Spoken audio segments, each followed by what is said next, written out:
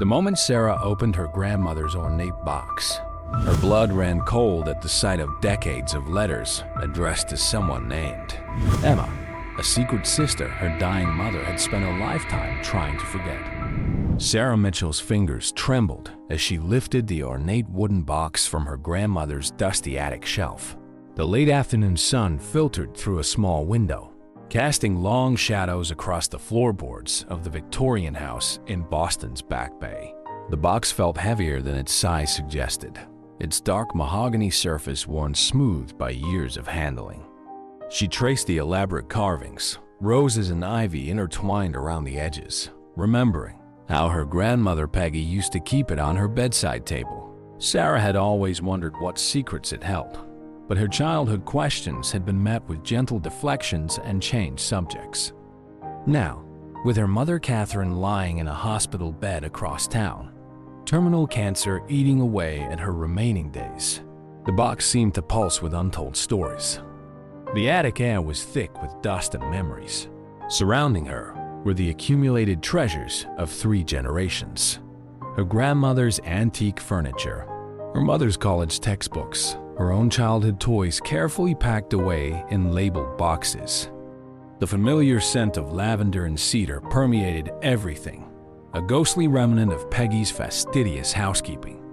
Sarah settled onto an old ottoman, brushing aside her dark hair and adjusting her wire-rimmed glasses. As a psychologist specializing in family trauma, she understood better than most how secrets could echo through generations. Her practice was filled with clients struggling to break free from patterns set in motion long before their births. The brass latch resisted at first, stiff with age. When it finally gave way with a soft click, Sarah held her breath. Inside, she found a collection of letters bound with faded blue ribbon, their paper yellowed and delicate. The handwriting was her grandmother's elegant cursive that spoke of a different era. But it was the first envelope's address that made her blood run cold. "My dearest Emma," it began. Emma, a name Sarah had never heard mentioned in all her 32 years. The letter was dated June 15th, 1964, nearly 60 years ago. Her phone buzzed, making her jump. It was David, her father, texting from the hospital. "Mom's asking for you. Doctors want to discuss treatment options." Sarah's thumb hovered over the reply button, but her eyes kept returning to that unfamiliar name. Emma. Who was she? Why had she never heard of her? The questions multiplied as she gently unfolded the first letter, its creases threatening to tear with age. "My precious daughter," the letter continued. "I pray that someday you'll understand why I had to let you go." The world seemed to tilt on its axis. A daughter? Her grandmother had another daughter? Sarah's hands shook as she read further, each word rewriting her family's history. Emma wasn't just anyone. She was her mother's sister, a secret aunt, given up for adoption before Catherine was born. The attic suddenly felt too small, too confining. Sarah stood, pacing between the stacked boxes and sheet-covered furniture. Her professional training kicked in, analyzing the psychological implications of such a revelation. How had this secret shaped her mother's life? Had Catherine known about her sister? Her phone buzzed again, more insistent this time. "David. Sarah, please come soon. It's important." She carefully replaced the letter in its envelope and tucked the box under her arm. Whatever answers lay within those pages couldn't wait any longer. Not with her mother's condition deteriorating. As she descended the attic stairs, Sarah felt the weight of generations pressing down on her shoulders. She had always known her family carried unspoken burdens, but this revelation promised to change everything. The drive to Massachusetts General Hospital gave her time to think, to process. Boston's familiar streets passed in a blur as her mind raced with possibilities. Was Emma still alive? Did she know about them? Had she ever tried to make contact? The hospital's parking garage was nearly full, forcing her to circle several times before finding a spot. The box sat on the passenger seat like a silent companion, holding decades of secrets within its wooden walls. Sarah grabbed it, knowing instinctively that its contents would be crucial to whatever conversations lay ahead. The oncology ward was quiet when she arrived, the afternoon lull settling over the nurse's station. Her father stood by the window in her mother's room, his tall frame silhouetted against the city skyline. Catherine lay sleeping, her once vibrant face now hollow and pale. "Dad," Sarah said softly, clutching the box to her chest. David turned, his eyes red-rimmed from lack of sleep. "The doctors say," he began, then noticed what she was holding. His face changed, recognition and something like fear flickering across his features. "Where did you find that?" "In Grandma's attic," Sarah replied, watching his reaction carefully. "Dad, who's Emma?" The color drained from his face as he sank into the chair beside Catherine's bed. "So you know," he whispered, reaching for his wife's thin hand. After all these years, David's reaction confirmed what Sarah had already suspected. This wasn't just a forgotten family anecdote, but something far more significant. She pulled another chair close to her father's, keeping her voice low to avoid disturbing her mother's rest. "How long have you known?" she asked, studying the lined face she'd known all her life, seeing it now in a new light. David ran a hand through his graying hair, a gesture so familiar it made Sarah's heart ache. "Since before I married your mother," he said finally. It was part of why she agreed to marry me, actually." He gave a sad smile. "I was the first person she ever told about Emma." Catherine stirred slightly in her sleep, the monitors beside her bed beeping steadily.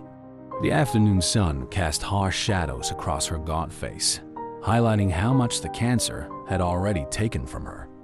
"Your mother was only 3 when Emma was born," David continued, his voice taking on the careful tone of someone navigating treacherous waters.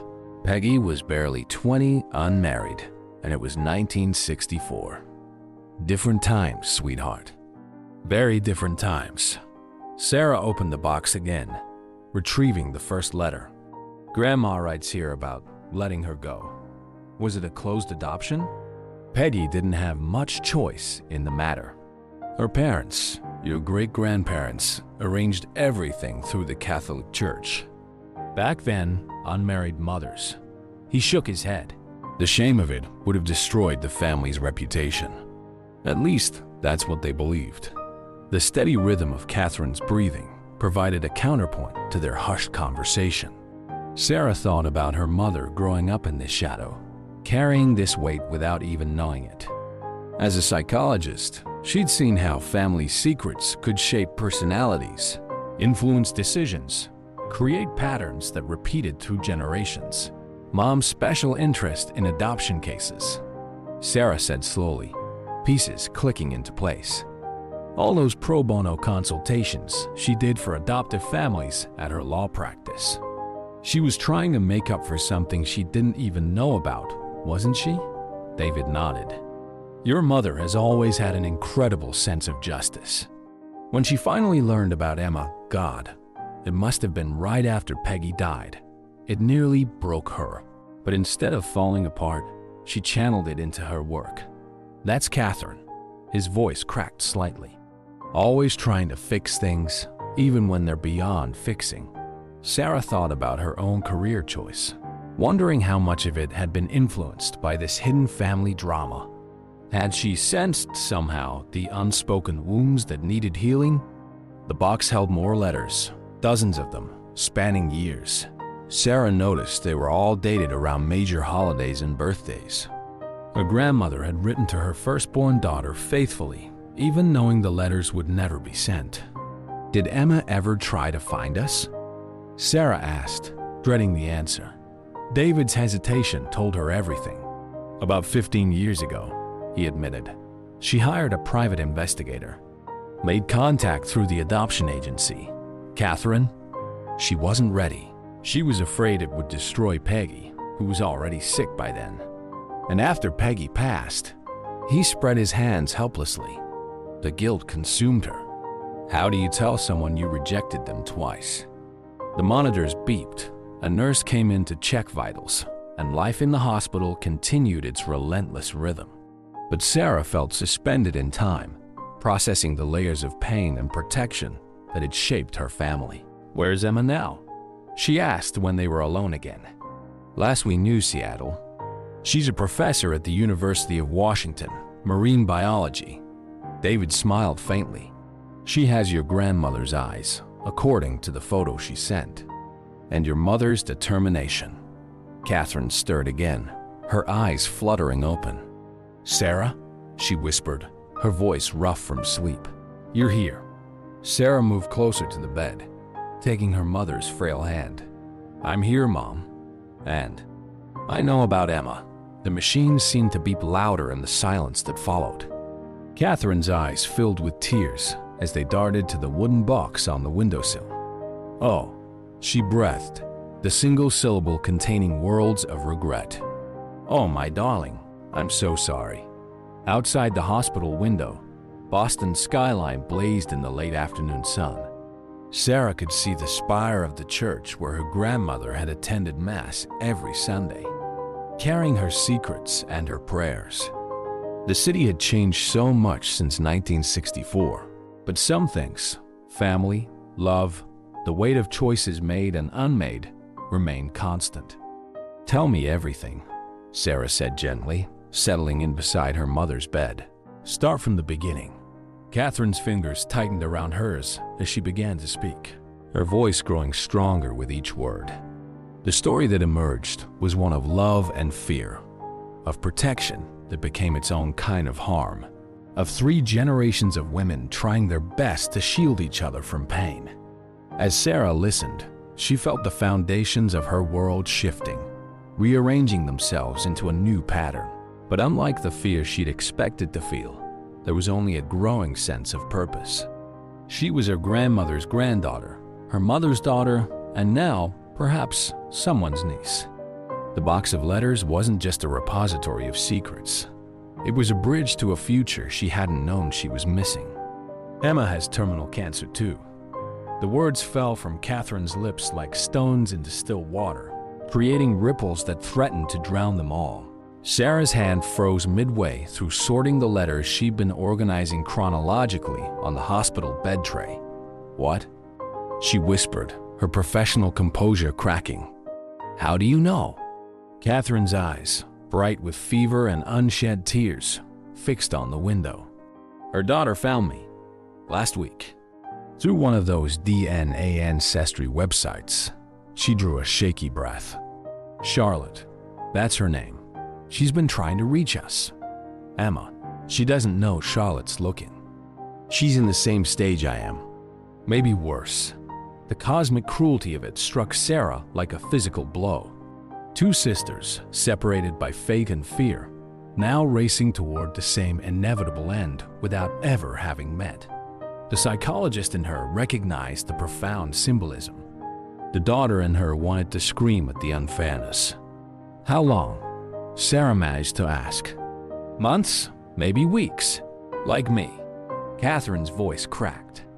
"Charlotte says she's refusing additional treatment. Just like me." A bitter laugh escaped her. "Turns out stubbornness runs in the family." David, who had been silent throughout this revelation, suddenly stood and walked to the window. His shoulders shook slightly as he pressed his forehead against the cool glass. Sarah could see his reflection, aged 10 years in 10 minutes. "Why didn't you tell me right away?" Sarah asked, struggling to keep her voice steady. "A week, Mom?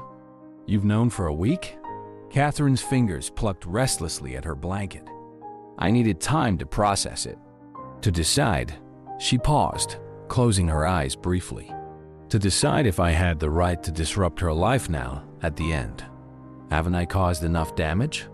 "That's not your decision to make," Sarah said, more sharply than she intended. "It's hers. And yours. Both of you deserve the chance to choose." The room fell silent, except for the steady beeping of monitors and the distant sounds of hospital life. Sarah's mind raced through possibilities, calculations, scenarios. Seattle was 6 hours away by plane.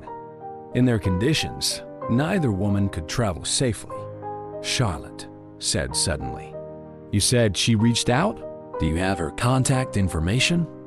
Catherine nodded toward her phone on the bedside table. Sarah picked it up, familiar with the password, her own birthday. The most recent text conversation was with an unknown number. The message is brief, but laden with emotion. I'm your cousin, the first one read. Please, we don't have much time. Sarah's fingers hovered over the screen. Mom, she said softly, what do you want me to do? Catherine turned to look at her daughter, really look at her, for the first time since this conversation began. What I should have done 15 years ago, she whispered. Find her. Bring her home, even if it's just to say goodbye. The weight of this mission settled onto Sarah's shoulders like a mantle.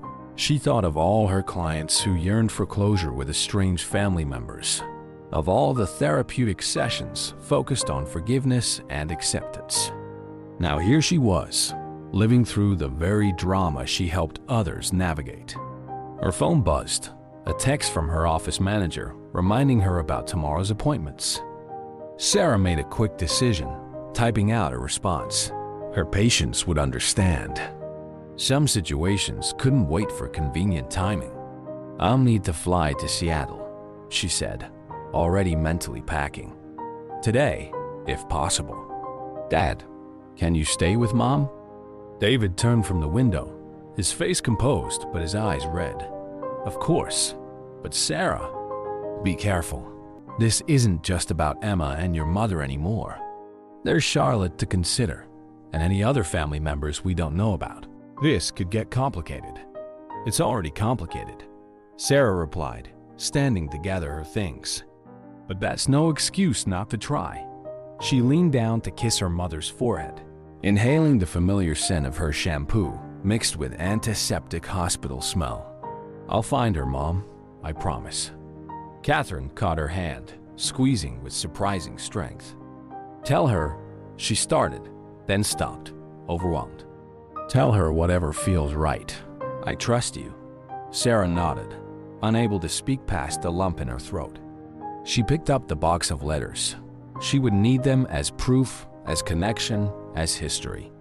At the door, she paused for one last look at her parents. Her father standing protective watch. Her mother small and fragile in the hospital bed, both of them carrying decades of unspoken words. In the hospital corridor, she pulled out her phone and called the airline. As she waited on hold, she opened her mother's texts and began composing a message to Charlotte. This is Sarah Mitchell, Catherine's daughter. I'm coming to Seattle. There's so much to say. But first, would you help me bring our mothers together? The response came before she'd even finished booking her flight. Thank God. Yes. How soon can you get here? Sarah stared at those words, feeling the weight of generations of secrets and silence lifting with each passing second. Outside, Boston's spring evening was settling in, the sky turning the same shade of deep blue as the ribbon binding her grandmother's letters. She had no idea what she would find in Seattle, how Emma would react, or if she was doing the right thing. But as she hurried toward the packing garage, Sarah felt more certain of her path than she had in years. Sometimes, she knew from her work, the only way to heal old wounds was to open them one last time. The flight to Seattle felt endless. Sarah spent most of it reading through Peggy's letters, each one revealing new layers of her grandmother's heart.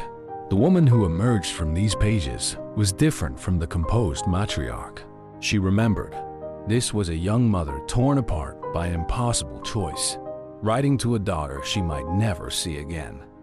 My dearest Emma, one letter from Christmas 1970 read, Today your sister Catherine asked Santa for a big sister. If only she knew. I saw you in the park yesterday. At least, I think it was you. The sisters told me your adoptive parents moved to Cambridge. The little girl I saw had my mother's red hair and was feeding ducks with her father. I stood watching until your father noticed me and hurried you away. He couldn't have known who I was, but perhaps he saw something in my face. Sarah wiped away tears, grateful for the dimmed cabin lights. The letter continued, describing how Peggy had channeled her grief into volunteer work at a women's shelter, helping other mothers in crisis. It explained so much about her grandmother's quiet strength, her dedication to service, her particular tenderness towards single mothers. Charlotte had texted detailed directions to the University of Washington Medical Center, where Emma was undergoing palliative care. They'd agreed to meet in the hospital cafe first, neutral ground for what promised to be an emotionally charged encounter. As the plane began its descent into Seattle, Sarah's professional training kicked in, helping her organize her thoughts. She needed to approach this carefully, considering not just Emma's emotional state, but her physical condition as well. The wrong word, the wrong timing, could have devastating consequences. The city emerged from beneath the clouds, a sprawl of lights nestled between water and mountains. So different from Boston's historic density, yet connected now by an invisible thread of family ties. Sarah checked her phone as soon as the plane landed. A text from her father reporting that Catherine had had a good night, and another from Charlotte confirming their meeting time. Charlotte was easy to spot in the hospital cafe. She had Peggy's red hair, Catherine's height, and something indefinably familiar in her bearing. She stood when she saw Sarah, and for a moment they just looked at each other, these cousins meeting for the first time, each seeing echoes of their mothers in the other's face. "You look just like Aunt Catherine," Charlotte said finally, her voice thick with emotion. "From the photos I found online." They embraced awkwardly, then sat down with their coffee. Sarah placed a box of letters on the table between them, a bridge across decades of separation. "Mom doesn't know I found you," Charlotte said, wrapping her hands around her cup. She's very private about the adoption. Never wanted to search, never wanted to know. But when she got sick, she took a shaky breath. I couldn't bear the thought of her dying without at least having the choice to know her birth family." Sarah nodded, understanding completely. "How much have you told her about finding us?" "Nothing yet. I was waiting, hoping." Charlotte gestured helplessly. "She's having a good day today. The doctors say they're becoming rarer. When I saw your mother was sick too." She broke off, blinking back tears. Sarah reached across the table and squeezed her cousin's hand. "Tell me about her. Tell me about my aunt." Single quotes. For the next hour, Charlotte painted a picture of Emma Thompson, marine biology professor, single mother, fierce defender of ocean conservation. A woman who'd inherited Peggy's passion for justice and Catherine's legal mind, channeling both into environmental law and protection of marine habitats. "She never married my father," Charlotte said. "He was another professor. Died in a diving accident when I was small. Mom raised me alone." Just like, she trailed off, realizing the parallel. "Just like Peggy would have if she'd kept her," Sarah finished softly. "The patterns we carry, even when we don't know their origins." Charlotte nodded, then squared her shoulders. Should we go up?" She's usually more alert in the mornings." Sarah gathered the box of letters, her heart pounding. "How do you want to do this?" "Let me go in first," Charlotte said, standing. "Let me prepare her. She's strong, but this will be a shock." They took the elevator to the oncology floor, so similar to the one Sarah had left in Boston, yet a world away. Charlotte led the way to room 517, then paused with her hand on the door. "Whatever happens," she said quietly, "thank you for coming, for bringing those letters, for giving her the chance to choose." Sarah watched her cousin disappear into the room, heard murmured conversation, then a sharp intake of breath. She stepped closer to the door, close enough to hear Emma's voice for the first time. So like Catherine's, but with a different cadence. "You did what?" The silence that followed Emma's question seemed to stretch forever. Sarah found herself holding her breath, one hand clutching the box of letters, the other pressed against the cool hospital wall for support. Through the partially open door, She could hear the familiar beeping of monitors and the soft whoosh of oxygen. "Mom," Charlotte's voice was gentle but firm. "She's here. Catherine's daughter. Your niece. She brought something you need to see." Another pause, then, "I can't. Not now. Not like this." Emma's voice cracked on the last word. Sarah closed her eyes, remembering countless therapy sessions where she'd counseled patients through moments of crisis. But this was different. This wasn't professional. This was blood and bone and generations of unspoken words. "Mrs. Thompson?" Sarah called softly, still outside. "I'm Sarah Mitchell. I understand if you're not ready to see me, but I have letters from my grandmother, your mother. She wrote to you every birthday, every Christmas for decades. They were never sent, but they're yours. If you want them." The silence that followed was different this time, contemplative rather than shocked. Finally, Emma spoke again, her voice steadier. "Come in." Sarah took a deep breath and stepped through the doorway. The woman in the bed could have been her mother's twin, despite their years apart. The same high cheekbones, the same determined set to her jaw, even the same way of tilting her head slightly when evaluating something new. Only the red hair, Peggy's hair, Charlotte's hair, marked her as different. "You look like Catherine," Emma said, echoing Charlotte's earlier observation, her eyes fixed on the box in Sarah's hands. "Those are really from her? From our mother?" Sarah nodded, moving closer to the bed. Charlotte had taken position on her mother's other side, holding her hand. The gesture reminded Sarah painfully of Catherine in her own hospital room across the country. "The first one is from June 1964, Sarah said, opening the box. Just after the adoption. The last one is from 2009, a few months before she died. She never stopped writing to you." Emma's hands trembled as she took the first letter. Her eyes scanned the yellowed paper, widening at certain passages. Tears began to fall, but she kept reading, her fingers tracing the elegant script as if trying to absorb her mother's presence through the ink itself. "She saw me," Emma whispered, "in the park, feeding ducks. I remember that day. I remember a woman watching, and Dad hurrying me away. That was her? That was our mother?" Sarah nodded, watching emotions play across her aunt's face. In her professional experience, moments like these could go either way, toward healing or toward deeper hurt. Everything depended on what came next. "Did Catherine know?" Emma asked suddenly, looking up from the letter. "When I tried to contact her 15 years ago, did she know about these?" Here it was, the moment of truth that could bridge or break this fragile connection. Sarah chose her words carefully. "No, she didn't. She found them only after Grandma died." By then, Sarah paused, weighing the impact of her next words. By then, she was carrying so much guilt about turning you away that she couldn't bear to reach out again. She thought she'd lost the right. Emma closed her eyes, fresh tears sliding down her cheeks. "And now we're both running out of time." "You don't have to be," Charlotte interjected. "Mom, please, let us try to arrange something. A video call at least, before we die?" Emma's laugh was bitter. "Is that what this is? Last-minute reconciliation for the dying sisters?" Sarah felt her clinical detachment slipping. "It's whatever you want it to be. Both of you deserve that choice.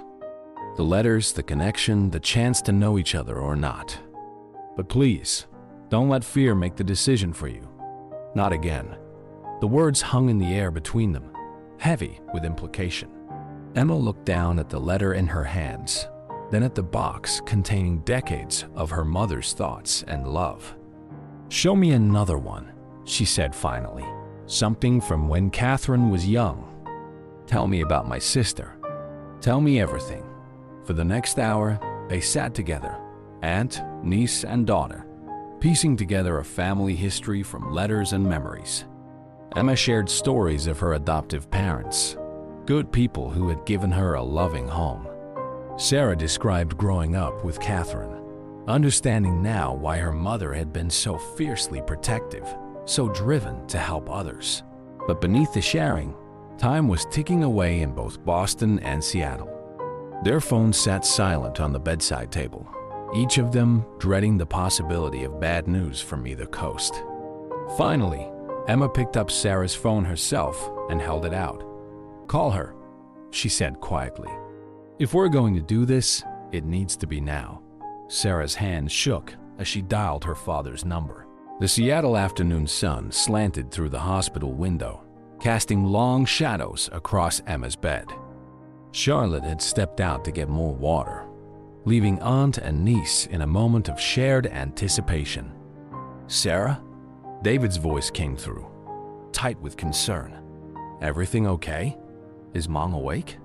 Can she talk?" A rustling sound, then Catherine's weak voice. "Sarah? Did you find her?" Emma's breath caught audibly. She reached for the phone, then pulled back, uncertainty written across her face. Sarah made a quick decision and put the call on speaker. "Mom, I'm here with Emma and her daughter Charlotte. Emma's here, and she'd like to talk to you. Are you ready?" A soft sob came through the speaker. "Emma? Oh God, Emma, I'm so sorry." "Catherine." Emma's voice broke on the name. "Little sister." What followed was a conversation so intimate that Sarah felt like an intruder, despite her role in facilitating it. The sisters spoke in broken sentences, trading fragments of memories they didn't even know they shared. A love of the ocean, a habit of humming while working, and an inexplicable collection of elephant figurines. "Did you know," Emma said, "that elephant sisters stay together their whole lives? I've spent 30 years studying marine mammals, but I always had this thing about elephants. I have 67 elephant sculptures in my office." Catherine replied, laughing through tears. Our dad used to call it my odd obsession." Sarah watched as years of separation began to dissolve, replaced by the unmistakable pull of shared DNA. But she also saw how quickly both women tired, their diseases asserting themselves even in this crucial moment. Charlotte returned with water and instantly rid the room's energy. She moved to her mother's side, supporting her as Emma struggled to sit up straighter, unwilling to let fatigue cut short this precious connection. "Catherine," Emma said finally, her voice growing weaker, "I need you to know something. When you turned down my request to meet, I was angry for a long time. But having Charlotte, watching her grow up, I understood. You were protecting our mother, weren't you?" "I thought I was," Catherine whispered. "I was wrong. So wrong. Can you ever forgive me?" "Already done." Emma's reply was immediate. "We've lost too much time for grudges." A new voice entered the conversation. David, speaking from Catherine's room in Boston. "Emma, I don't know if you remember, but I was there when you tried to contact us. I should have fought harder to make it happen. I'm sorry too." "David Mitchell," Emma said, a smile in her voice. "Still taking care of my little sister after all these years?" "Always." The conversation shifted to lighter topics.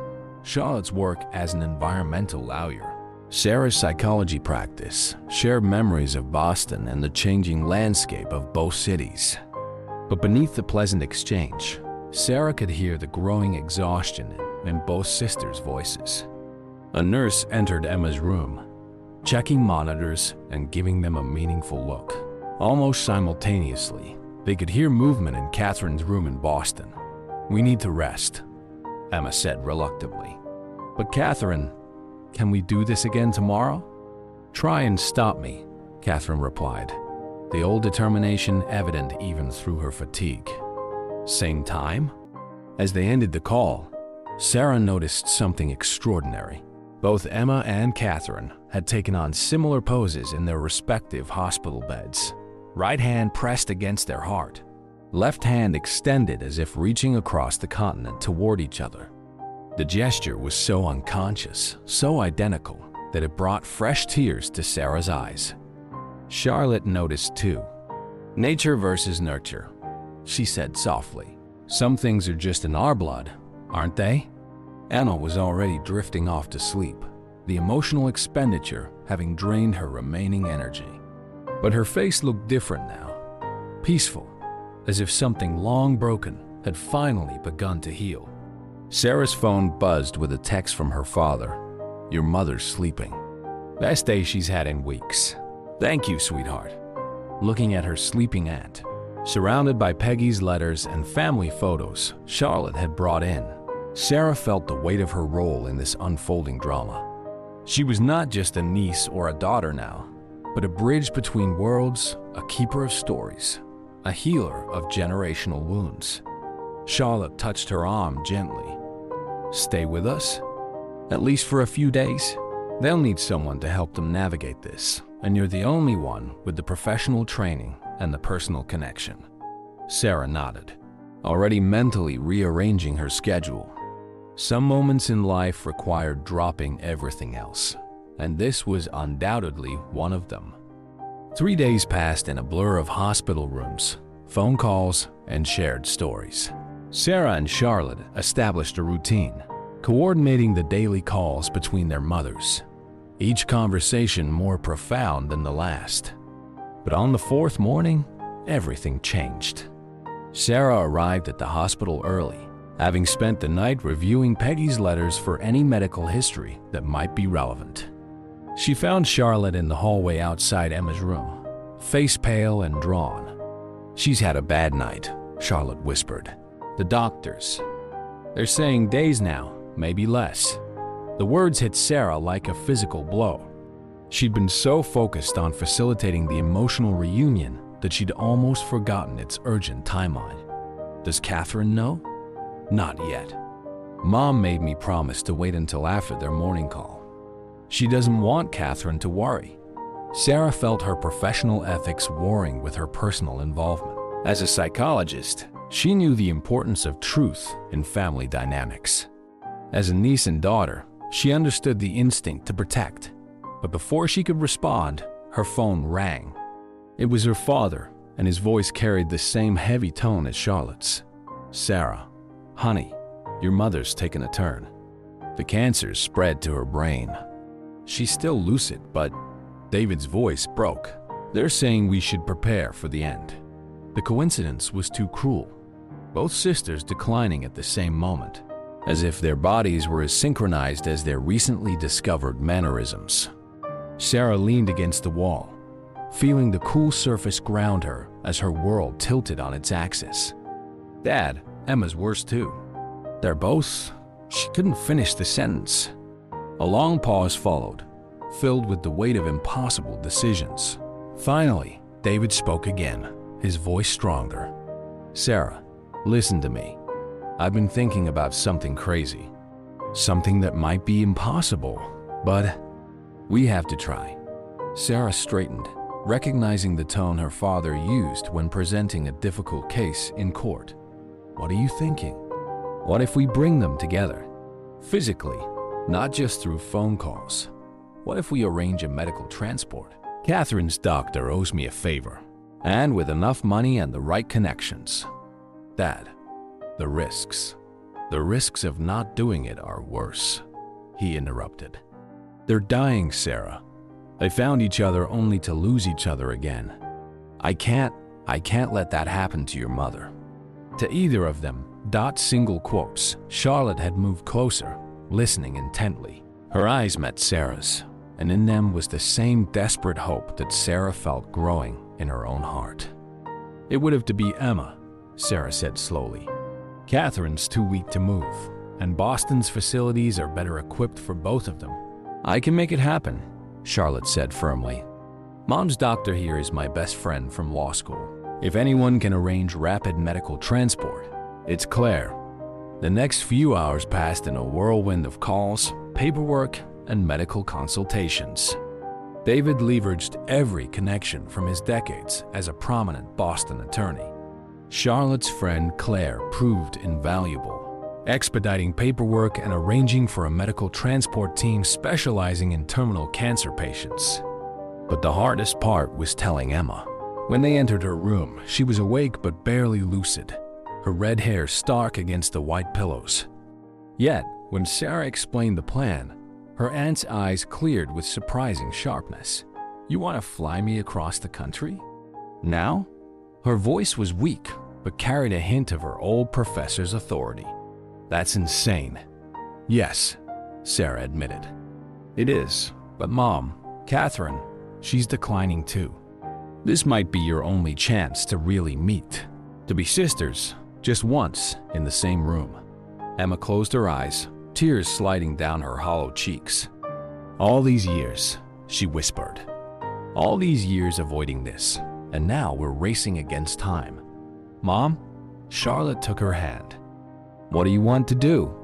Emma was silent for a long moment, and Sarah feared she'd drifted off again. But then her eyes opened, and in them burned the same determination Sarah had seen countless times in Catherine's face. "Make it happen," she said. "If I'm going to die, I want to do it holding my sister's hand." The decision made, events moved with dizzying speed. Within hours, a medical transport plane was arranged. Claire pulled strings to expedite hospital transfers. David began preparing the logistics at the Boston end. But as they waited for the transport team, Emma asked for Peggy's letters again. She held them carefully, these precious papers that had tracked a lifetime of lost connection. "Bring them with us," she said to Sarah. When it's over, bury them with us. Together. The way we should have been all along." The medical transport flight was a lesson in controlled chaos. Emma lay strapped to a gurney, surrounded by monitors and medical equipment, while Sarah and Charlotte sat pressed against the plane's wall, holding hands like children during a storm. The flight nurse moved constantly between Emma and her equipment, adjusting, checking, monitoring. "Her stats are holding," the nurse said somewhere over Minnesota. "She's stronger than we expected." Sarah wasn't surprised. She'd seen that Mitchell determination before, in Catherine's law practice, in Peggy's community work, in her own drive to heal others. Now she watched it fighting to keep Emma alive long enough for one final meeting. Charlotte had brought a tablet loaded with photos, Emma's life story in digital form. During moments of lucidity, Emma would point at pictures and tell the stories behind them. Her first marine biology expedition, Charlotte's birth, awards ceremonies and research vessels. A life fully lived, yet somehow incomplete until now. "Look at this one," Emma whispered, pointing to a photo of herself on a beach, probably in her 30s. "I used to take Charlotte to this same spot where Peggy, where our mother, saw me feeding ducks. I never knew why I was drawn there." Sarah squeezed her aunt's hand. "Some part of you remembered. Some part of you always knew." The flight seemed both endless and too short. As they began their descent into Boston, Emma's vitals started to fluctuate. The nurse moved with greater urgency, administering medication and checking readings. "Hold on," Charlotte whispered fiercely to her mother. "Just hold on a little longer." Single quotes. Sarah's phone buzzed with updates from her father. Catherine had been moved to a private room large enough for 2 beds. The hospital staff, moved by their story, had bent several regulations to make it happen. Even Catherine's oncologist had postponed other appointments to be present. The ambulance ride from Logan Airport to Massachusetts General seemed to take years. Emma drifted in and out of consciousness, but each time she woke, she asked the same question. "Are we there? Is Catherine waiting?"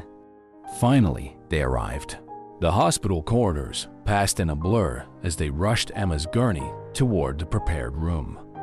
Sarah caught glimpses of familiar faces, nurses who had cared for her mother, doctors she'd consulted with, staff who had become almost like family over the past months. At the door to Catherine's room, they paused. David stepped out, his face drawn but his eyes bright. "She's ready," he said simply. What happened next would stay with Sarah forever. As Emma's gurney was wheeled into the room, Catherine turned her head toward the door. The sisters' eyes met for the first time in person. and the connection was almost visible, like an electric current jumping between two charged particles. "Emma," Catherine breathed. "Catherine," Emma responded, her voice stronger than it had been in days. The medical teams worked efficiently to settle Emma into the prepared bed, positioning it so the sisters could see each other clearly. Once the equipment was arranged and the initial checks were complete, the staff quietly withdrew, leaving only family in the room. For a long moment, nobody spoke. The sisters just looked at each other, drinking in the details that phone screens and photographs couldn't capture. Then, simultaneously, they both reached out their hands across the space between their beds. David and Charlotte quickly moved to help, pushing the beds closer until their mothers could touch. When their fingers finally intertwined, both sisters began to cry. "I've been practicing what to say to you for 50 years, Emma said through her tears. "And now I can't remember any of it." Catherine laughed softly. "I know exactly what you mean, but maybe words aren't what we need right now." Sarah watched as her mother and aunt held hands in silence, years of separation dissolving in the simple power of touch. The monitors beeped in near synchronization, as if even their heartbeats were trying to make up for lost time. Charlotte moved to Emma's other side, while David stood sentinel by Catherine's bed. Sarah found herself in the middle, one hand on her mother's shoulder, the other on her aunt's, bridging the gap that had defined their family for so long. The box of letters sat on a table between the beds, its contents finally delivered after decades of waiting. The afternoon sun streamed through the window, casting a warm glow over this impossible reunion. This miracle of timing and determination and love. For the first time since this journey began, Sarah allowed herself to really feel everything. The joy, the grief, the profound bittersweetness of this moment. As a psychologist, she understood the importance of processing trauma. As a daughter and niece, she finally understood the true weight of family secrets and the courage it takes to face them. The next 36 hours unfolded like a dream, sometimes beautiful, sometimes nightmarish, but always with an otherworldly quality that made time feel fluid and strange. The sisters drifted in and out of consciousness, but whenever they were both awake, their hands would automatically reach for each other, as if making up for decades of missing touches. During one particularly lucid period, Catherine asked for the letters. Sarah read them aloud, her professional voice steady even as the words broke her heart. Each letter revealed another layer of Peggy's love and regret, another piece of the puzzle that was their family history. "She never stopped loving you," Catherine said to Emma after a letter from 1975 that described how Peggy had secretly attended Emma's high school graduation, standing at the very back of the auditorium. "None of us did, really. We just got trapped in the silence." Emma's response was interrupted by a severe coughing fit that brought the medical team running. For 20 terrifying minutes, they worked to stabilize her. When she finally settled, she was weaker, but her eyes remained bright with determination. "Read another one," she whispered, "while I can still hear them." As night fell, David and Charlotte took turns napping on the room's small couch, but Sarah couldn't sleep.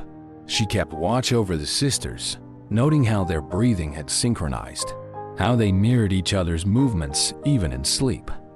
The oncologist had warned them that both women were approaching their final hours, their bodies shutting down in an almost choreographed dance. Around midnight, both sisters woke simultaneously. Catherine turned to Emma with sudden urgency. "I need to tell you something," she said, her voice surprisingly strong. "Something I've never told anyone, not even David." Emma tightened her grip on Catherine's hand. "I'm listening, little sister. That day in the park, when you were feeding ducks and Mom was watching, I was there too. I was in my stroller. I remember reaching for you and Mom crying. It's my earliest memory. I always thought it was a dream, but when I found the letters," Catherine's voice broke. Emma's monitors began beeping faster. "You remember that?" You were so small. I think some part of me always knew I had a sister. That's why I became a lawyer, specializing in family law. That's why I kept collecting elephants. That's why she had to pause for breath. That's why I couldn't face meeting you before. It felt like betraying that first memory, somehow. Oh, Catherine. Emma's free hand reached up to wipe tears from her face. We've been connected all along, haven't we? Through Mom, through memories, through Deanna and Jeevan, our own daughters, found each other. Sarah and Charlotte exchanged glances, recognizing the profound truth in those words. They had inherited not just their mother's features and mannerisms, but also their unspoken longing for family connection. Suddenly, Emma's monitors began alarming. Her breathing became labored, her grip on Catherine's hand weakening. The medical team rushed in, but Emma waved them back with surprising authority. No, she managed to say. No more interventions. Just let me be with my sister. Catherine's monitors began showing similar patterns of decline. It was as if their bodies, finally reunited, had decided to complete their journeys together. Mom, Charlotte moved to Emma's side, her voice breaking. Are you sure? Sarah, Catherine called softly. The letters, Sarah understood immediately. She retrieved the box and began reading again, her voice steady despite her tears. She chose the final letter, written just months before Peggy's death. My dearest Emma, as I write this, I know my time is growing short. I've lived a full life, blessed with 2 beautiful daughters, though I've only been allowed to know one. My biggest regret is not fighting harder to keep you, not being brave enough to defy the conventions of our time. But know this, not a day has passed that I haven't loved you, haven't prayed for your happiness, haven't hoped that somehow, someday, you and Catherine would find each other. The sisters' grip on each other tightened as Sarah read. Their breathing, already synchronized, began to slow together. The monitors beeped in perfect harmony. Thank you, Emma whispered, though it wasn't clear if she was addressing Sarah, Catherine, or their mother's memory. Together, Catherine breathed. The way it should have been. David and Charlotte moved closer to their respective wives' beds, but neither tried to break the sisters' clasped hands. Sarah continued reading, her voice the thread that bound them all together in these final moments. Outside, the Boston night was quiet, as if the whole world was holding its breath. The end came peacefully, almost beautifully, if such a word could be applied to death. The sisters drew their last breaths within moments of each other, their hands still clasped, their faces serene. The monitors flatlined in harmony, their final beeps fading into silence like the last notes of a duet. For a long moment, no one moved. The room felt suspended in time, holy in its stillness. Then Charlotte began to cry, soft hitching sobs that broke the spell. David bent to kiss Catherine's forehead, his tears falling silently. Sarah stood between the beds, the last letter still in her hands, feeling the weight of witness and keeper of stories settle onto her shoulders. The medical team entered quietly, moving with gentle efficiency to confirm what they all knew. Time of death was recorded. 2:47 MF for Emma to 49 for Catherine. Even in death, the older sister had led the way. The next few days passed in a blur of arrangements and decisions. David and Charlotte worked together to plan a joint funeral, something that would honor both sisters' lives and their brief but profound reunion. Sarah found herself serving as a bridge between the families, just as she had been a bridge between the sisters. They decided to honor Emma's request about the letters. The box would be buried with them, its contents finally delivered to both recipients. But first, Sarah and Charlotte spent a night copying each letter, creating a record of their shared history for future generations. The funeral was held in the same church where Peggy had spent so many Sundays praying for her lost daughter. The sisters lay in matching caskets, positioned side by side, just as their hospital beds had been. Between them, the box of letters rested on a small table, its wooden surface catching the light from the stained glass windows.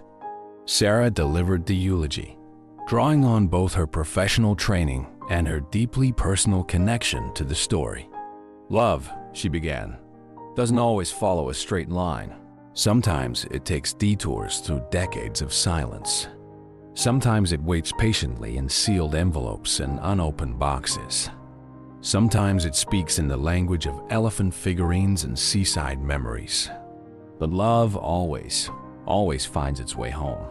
She told their story, not just the tragedy of their separation or the miracle of their reunion, but the full scope of their lives.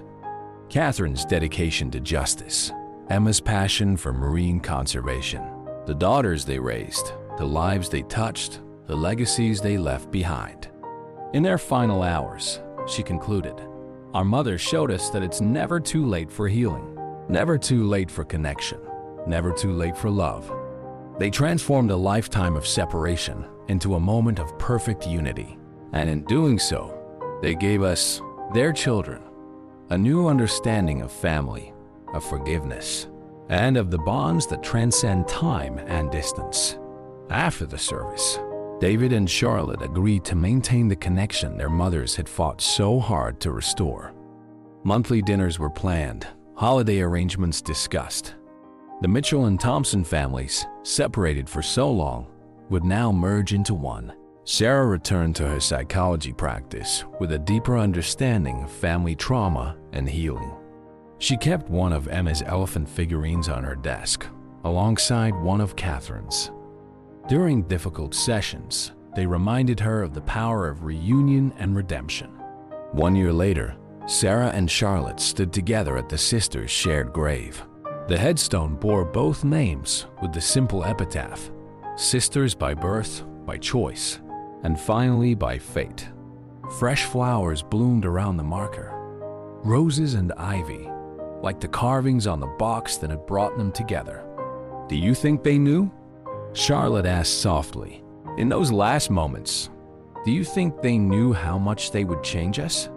Sarah thought about the past year, about the ways their families had merged, about the healing that had rippled out from that hospital room, about the clients she'd helped find courage to reconnect with their own lost relatives.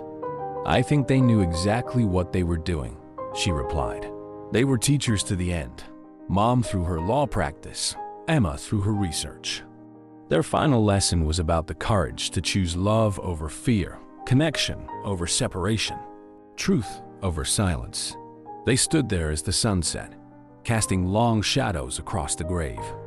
In the distance, a pair of ducks flew overhead, heading toward the park where a young mother had once watched her daughter from afar.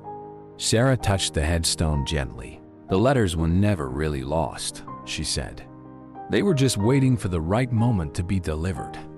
Like love itself, Charlotte nodded, linking her arm through her cousin's. "Some stories take a lifetime to tell, but they're worth the wait," Sarah finished.